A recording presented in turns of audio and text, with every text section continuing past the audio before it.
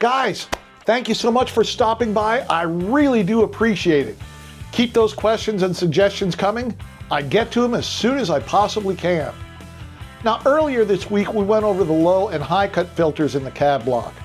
I was also asked about mics and miking, so I thought, maybe I could do both subjects in one video, and then I realized, man, that is going to take like 20, 30 minutes for one video. So I figured I'd break them up into two pieces. So the other one was for the low cut and the high cut filters.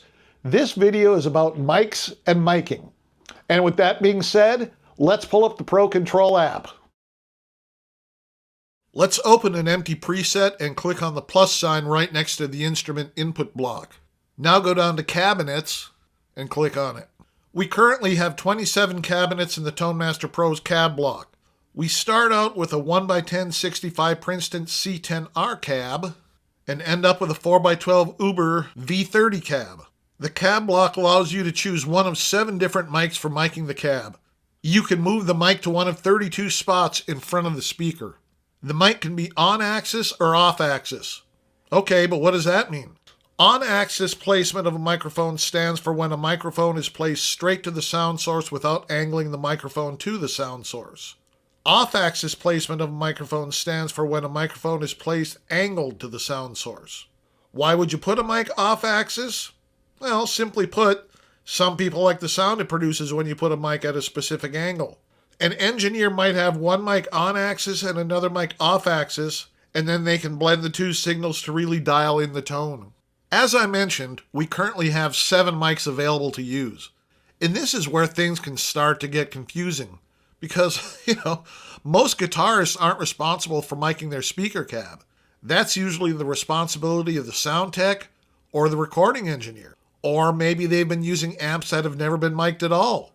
So they might not be familiar with these mics or why they might want to use them. The good news is you might not have to do anything about speakers or mics. Fender has set up the cabs already with mics that are placed well, so you don't have to mess with this stuff unless you really want to. If you're going to be running your Tone Master Pro through a power amp and guitar speaker cabinet, you don't even have to use the cab block, so this video probably isn't for you.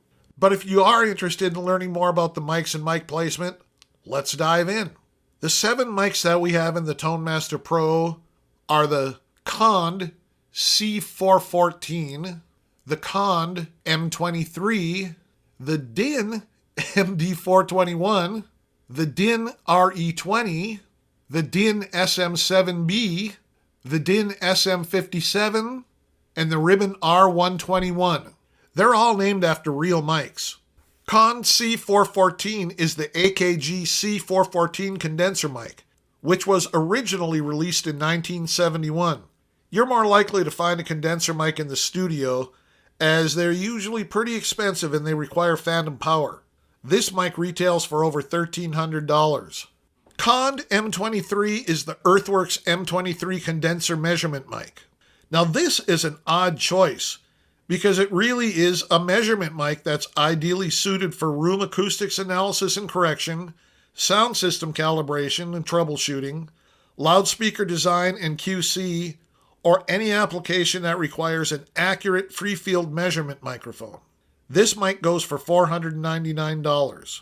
The Din MD421 is the Sennheiser MD421 large diaphragm dynamic microphone, which is well known for miking drums as well as bass cabs and guitar cabs. Dynamic mics don't need phantom power, and the MD421 is rugged enough for stage use. This mic goes for $429. The Din RE20 is the Electro Voice RE20 broadcast announcer's microphone with variable D. It also is used for miking guitar cabs, bass cabs, and kick drum. This mic goes for $449.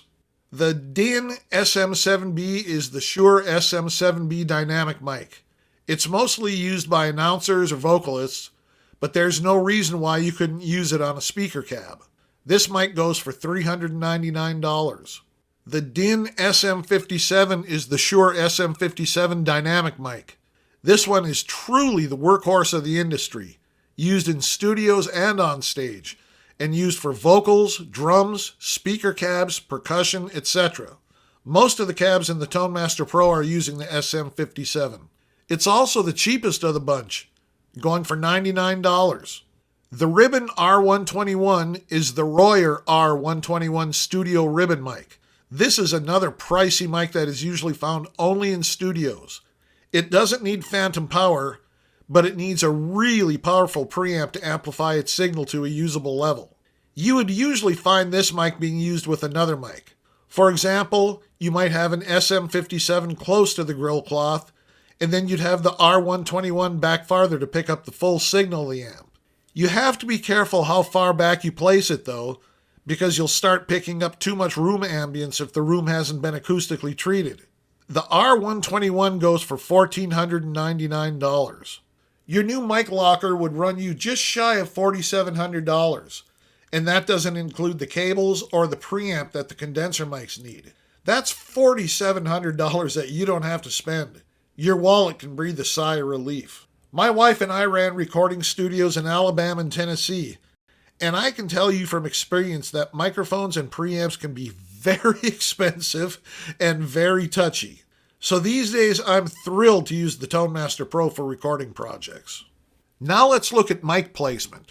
The Tone Master Pro gives us 32 discrete points where we can set the microphone. We have 4 rows: cone edge, cone, cap edge, and cap. There are also 8 columns, each representing a specific distance from the mic to the speaker grill cloth. We have 0 inches, a ½ inch, 1 inch, 2 inches, 3 inches, 4 inches, 5 inches, and 6 inches. In other words, you can be right up against the grill cloth or as far back as 6 inches. And you can have it on axis or off axis. So if I whip out my trusty calculator, we have 7 mics multiplied by 32 discrete positions multiplied by 2 axis points for a total of 448 options in the cab block. And that's for each of the 27 cabs. So if you aren't experienced with miking guitar cabs, what are you supposed to do with all those options? Well, there are a few things you can do.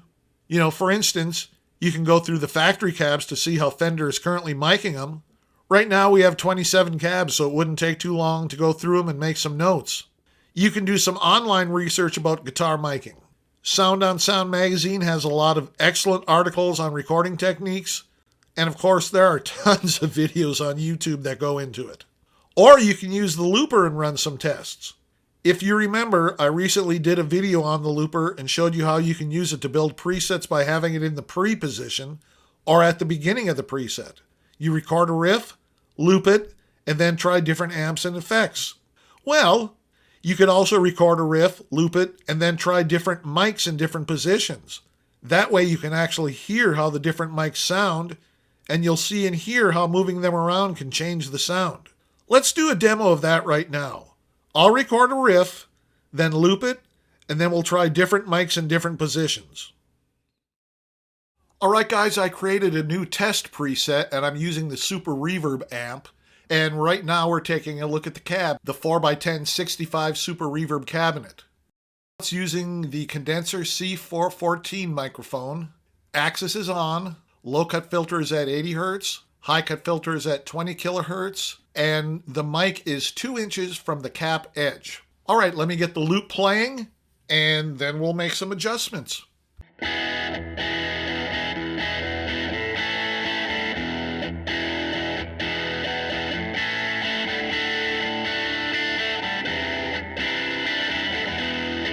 All right, let's try different microphones.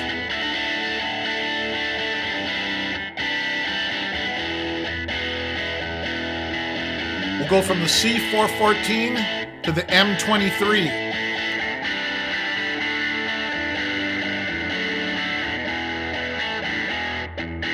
Now we'll go from the M23 to the MD421.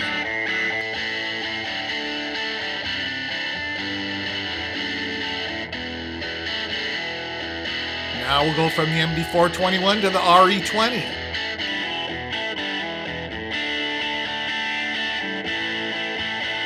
I like that actually. Now we'll try the SM7B.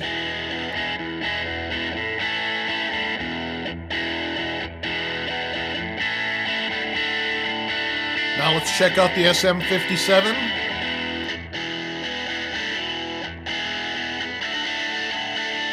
Now I know it sounds a little thin, but again in the mix, it sits just perfectly. But now let's try the Ribbon R121.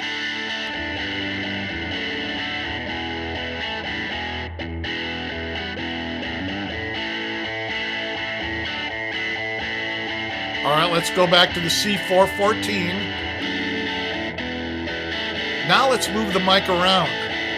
We'll go 0 inches from the mic, starting at the cone edge. Now the cone. Now the cap edge. And now the cap. Now let's go 2 inches out. Cap edge,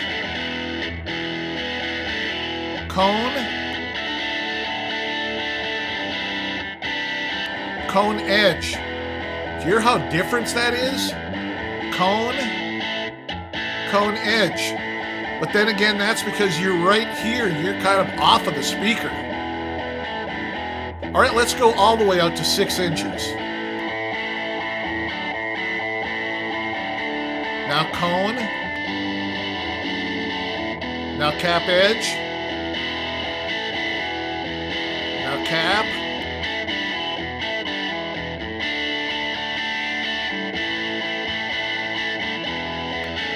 Now this is where the normal setting is.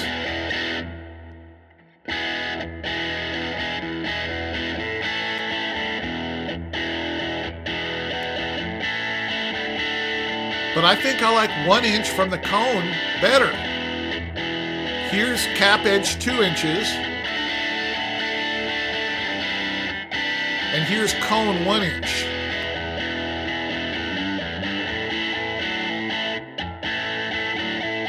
I think I'm gonna leave it there, guys. So anyway, there's our test.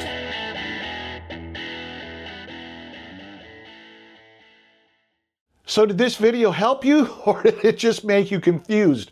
Remember, like I said, there is no need to mess with the mics or the miking position at all if you don't want to. It's just an option. So, you know, try not to let it overwhelm you. I mean, there are some guys that go into the studio and spend hours getting those microphones placed just right, and then they put it in the mix and it is no longer just right. So don't sweat it like that. You know, start with the factory settings and then just tweak from there when you're ready for it. And if you do find something you like, remember to save it. You know, and as always, let me know if you have any questions. I'd be glad to help you out. Now, I'll be having all new content next Wednesday, guys. You do not want to miss that. So go ahead and hit that subscribe button and ring that notification bell. All right, guys, have a great weekend, and I'll be talking to you next week.